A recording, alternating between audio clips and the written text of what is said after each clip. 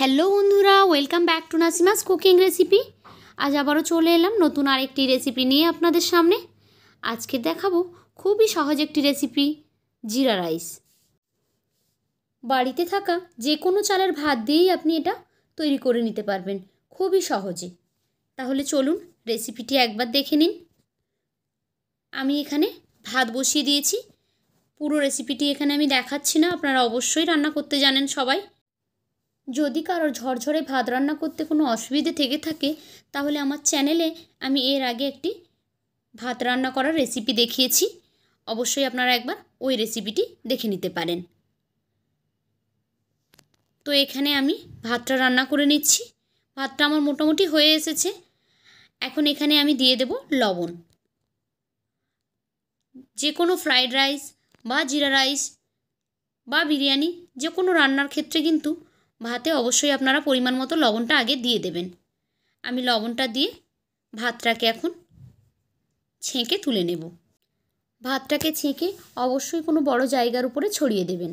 গ্যাসে আমি একটি কড়াই বসিয়ে দিয়েছি, দিয়ে দিলাম আমি পরিমাণ মতো ঘি। আমি এখানে ঘি ব্যবহার করেছি, আপনারা চাইলে এটা সাদা তেল দিয়েও করতে পারেন। দিয়ে দিচ্ছি 1 টেবিল চামচ পরিমাণ মতো গোটা জিরে। জিরেটাকে আমি ফ্রাই করে নিচ্ছি। যেহেতু জিরা রাইস বানাবো সেই জন্য জিরার পরিমাণটা এখানে একটু বেশিই লাগবে।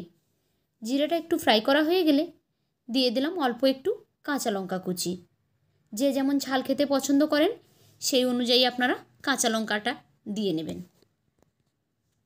কাঁচা লঙ্কা আর জিরাটা ফ্রাই হয়ে এলে আগের থেকে তৈরি করে রাখা ভাতগুলো এখানে দিয়ে দেব। আমি এখানে বাসমতি রাইস ইউজ করেছি, আপনারা বাড়িতে থাকা নর্মাল যে কোনো চালের ভাত দিয়েই কিন্তু তৈরি করে নিতে পারবেন খুবই সহজে। এখন ঘিয়ে ভাজা জিরার সঙ্গে ভাতগুলোকে খুব ভালোভাবে ফ্রাই করে নিচ্ছি। ভাতটা একটু মিষ্টি করার জন্য আমি অল্প একটু গুঁড়ো চিনি এখানে ইউজ করলাম। নর্মাল ভাত যখন বাচ্চারা খেতে চাইবে না তখন যে কোনো ভাত দিয়ে কিন্তু আপনারা এভাবে বানিয়ে দেবেন, বেশ সুন্দর টেস্ট, ওরা কিন্তু সহজেই খেয়ে ফেলবে। আর উপর থেকে আমি দিয়ে দিলাম অল্প একটু ধনেপাতা কুচি।